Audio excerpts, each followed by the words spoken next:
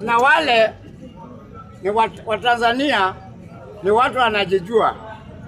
Wataki kufanya abrakadabra kama vile ambao watu hapa Kenya wanafanyanga.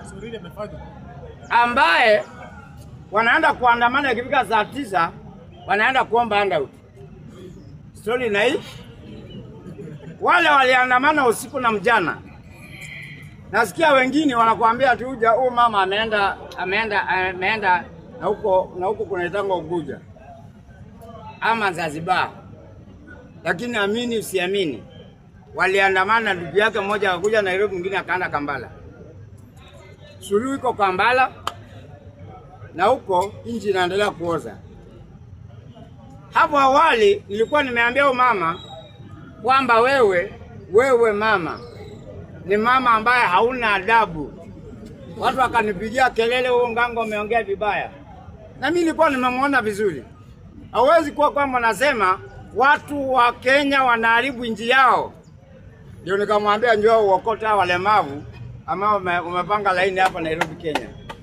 Peleka nyumbani wakawasaidie. Na Masai wote wanakuanga maochimani hapo upeleke. Na pia hao watu wengine wanauza mayai uwapeleke wapi? Kwako. Wasaidie ndio tuone vile wanajua kutawala. Mwishowe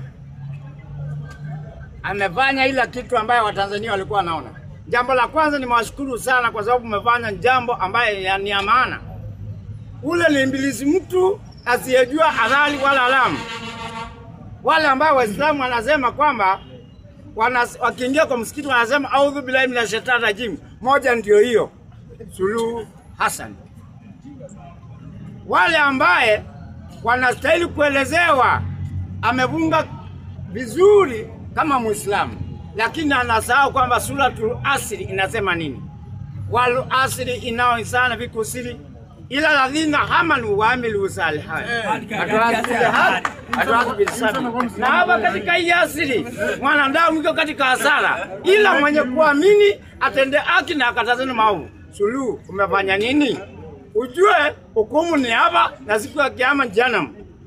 Yuko katika sura Fatiha. Hiyo mama ndio uliza mama. Hiyo ula anaanza jibu ni mama.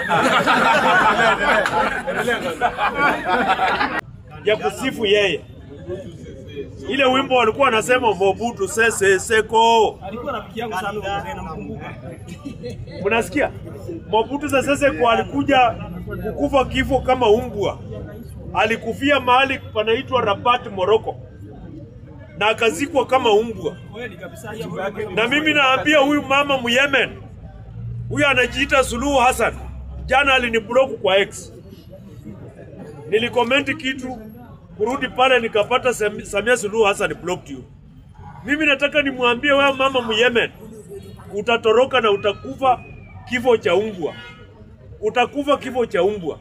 Na mimi namaliza kwa kusema Waafrika tukatae udikteta katika nchi ya Afrika. It is time for African liberation. It is time for Africans to liberate themselves from despots, from dictators kama akina Ruto, akina Museveni, akina Kagame, akina Paul Biya. All dictators in Africa must go. Asante na Mungu awabariki.